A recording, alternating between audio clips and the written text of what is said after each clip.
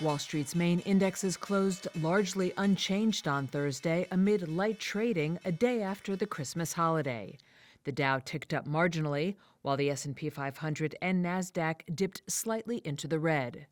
But the small-cap Russell 2000 index rose 0.9%, a notable bounce back from last week's Fed-induced sell-off, said Anna Rathbun, chief investment officer at CBIZ Investment Advisory Services. And I do think that that's notable despite the fact that we have low volume because of what happened last week with the Federal Reserve coming in and saying we're not going to cut as much in 2025.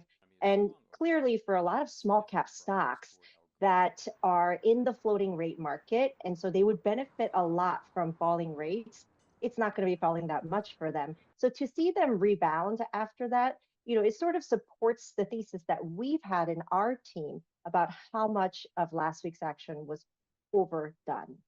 On a day of few catalysts, the yield on the benchmark 10-year Treasury note hit its highest level since early May at 4.64% earlier in the session. Higher yields are traditionally seen as negative for growth stocks as it raises the cost of their borrowing to fund expansion. Several megacap stocks slipped, including Tesla, Amazon, and Meta Platforms. But shares of Apple gained as the tech giant inches closer to becoming the first company in the world to hit a market value of $4 trillion.